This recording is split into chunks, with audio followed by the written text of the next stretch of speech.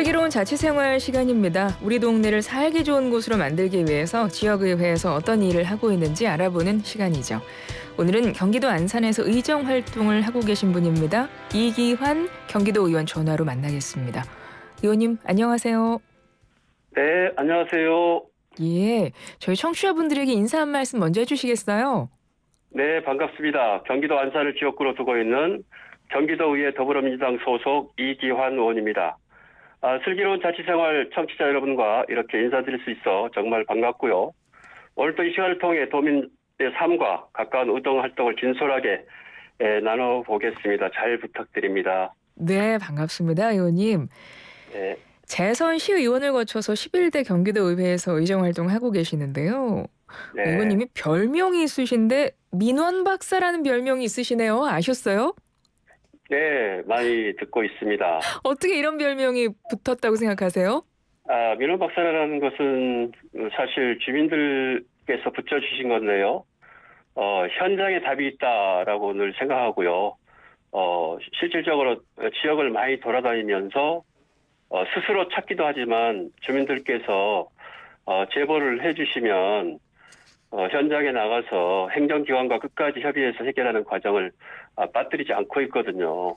그래서 민원이 접수되면 그냥 공문 하나 보내는 걸로 끝나는 게 아니라 현장에 사진 찍고 또 주민 인터뷰도 하고 또 법령까지 챙겨 설득하는 방식으로 해결하고 있거든요.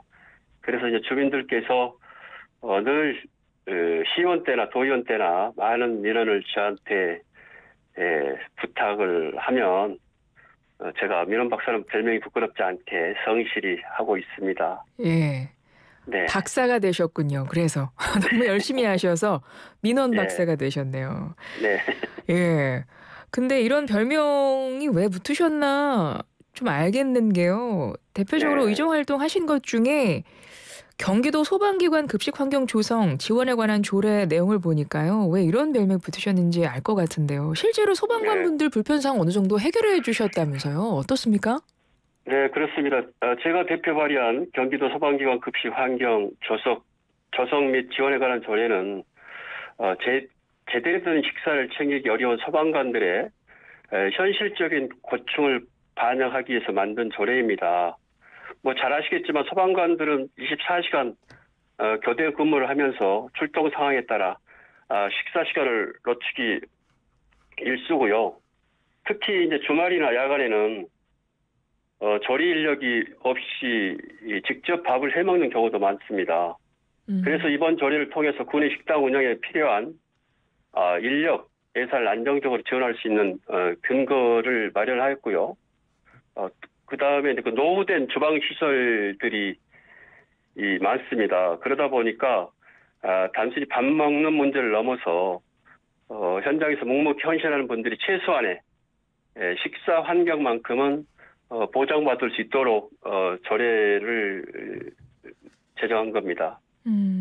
지금 소방관분들의 급식 환경 얼마나 열악했나요? 예, 제가 이제 현장을 둘러보니까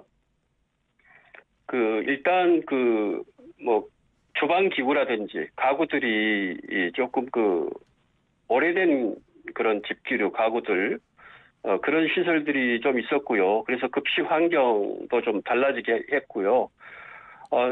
실제 보면 우리 소방관들이 식사 시간이 평균 8분 29초밖에 안 된다고 하더라고요.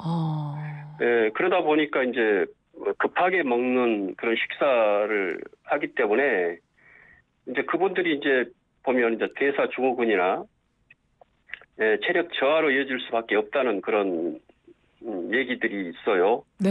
그래서 제가 그래서 주말이나 야간에 조리 인력 자체가 없어서 직접 밥을 챙겨 먹는 소방관들이 때로는 김밥 바질로 끼니를 채우는 그런 경우도 있거든요. 그러다 이제 사이렌이 울리면 뛰어나가야겠죠? 네네. 예. 조례가 제정이 언제 됐죠? 작년에 됐습니다. 작년에. 사실 24년도에. 그렇군요. 그러니까 네. 어떤 이 조례가 준비가 됐지만 그게 현장에서 실제 적용이 되고 반영이 돼서 변화가 돼서 실질적으로 소방관 분들이 체감을 하시기까지 어느 정도 시간이 필요할 것 같은데요. 조례 제정된 이후에 예, 소방관 분들이랑 이야기 한번 나눠보셨어요? 예, 그렇습니다. 이제 제가 뭐 소방서에도 가보기도 했지만 예. 뭐 소방관들하고 얘기할 기회도 있어서 뭐 조례가 제정됐다고 해서 뭐 곧바로 이제 현장에서 체감할 수 있는 변화는 조금 뭐 생기고 있지만 그래도 네. 다소 시간이 좀 걸립니다. 이제 그쵸. 예산 예. 반영이라든지 인력 확보, 뭐 시설 정비, 뭐 어떤 그 환경, 급식 환경을 좀 이렇게 바꾸고자 하면 시간이 걸리지 않습니까? 네, 그래서 네. 이제 분명히 그 변화는 시작되고 있는데 조금 시간이 걸린다고 보고요. 23년도에 이제 평균 식사 금액이 8,000원이었는데 조례 제정 이후에는 25년도부터는 일식당 평균 9,500원으로 상향됐거든요. 네. 그래서 이제 전국 평균을 좀 상향되는 우리 경기도입니다.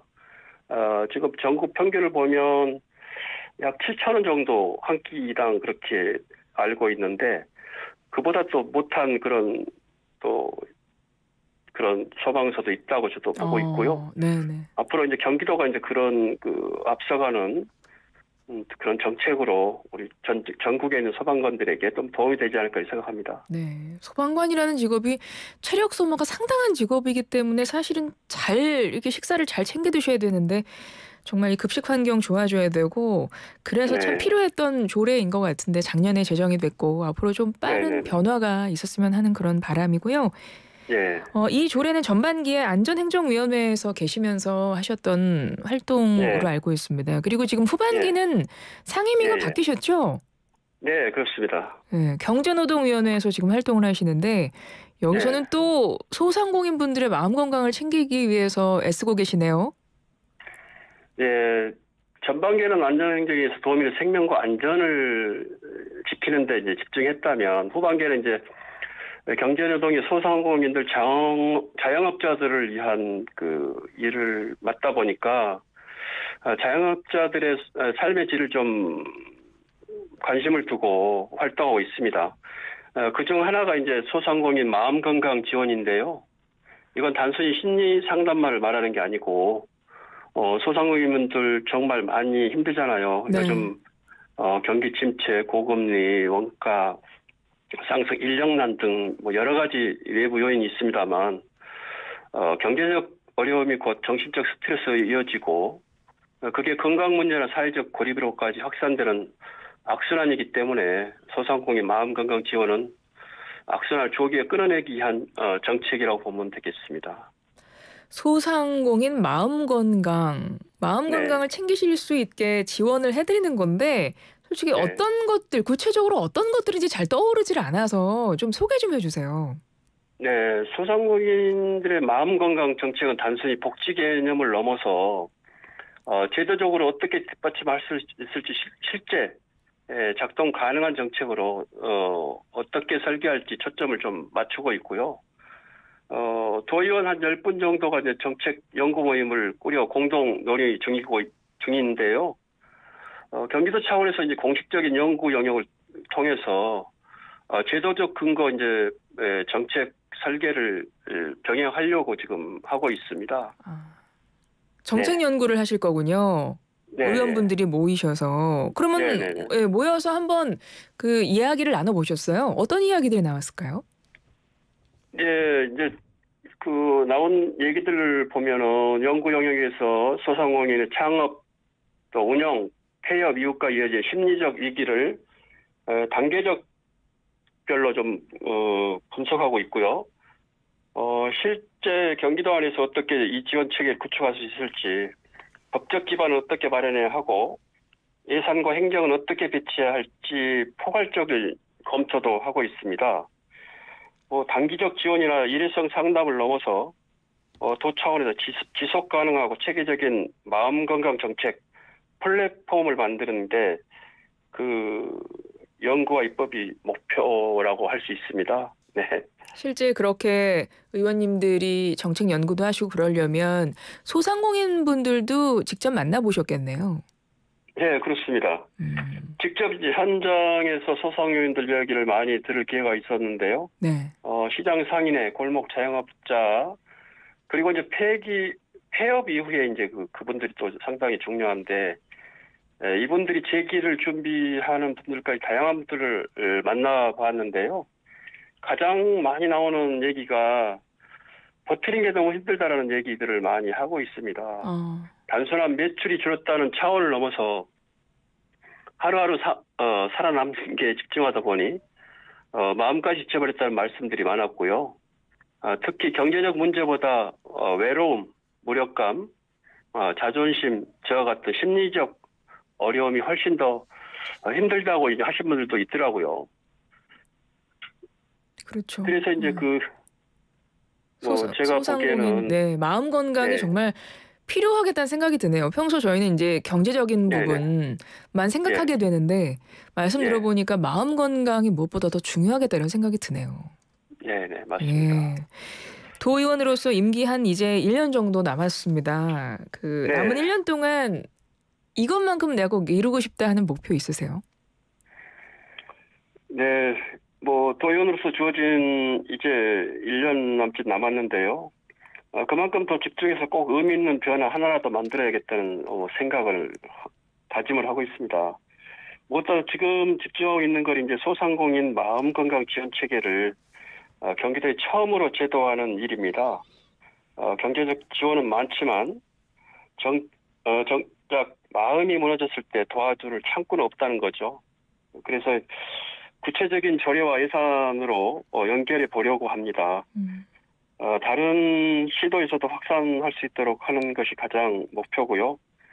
하나는 제가 소속된 안산 지역의 현안들을 하나씩 풀어가는 것도 생각하고 있고요. 네. 지역 내 기반시설 정비, 상권 활성화, 안전 사각지대 해소 등 주민들과 약속한 부분들이 있거든요. 그래서 그런 일들을 끝까지 좀 챙겨볼 생각입니다. 네.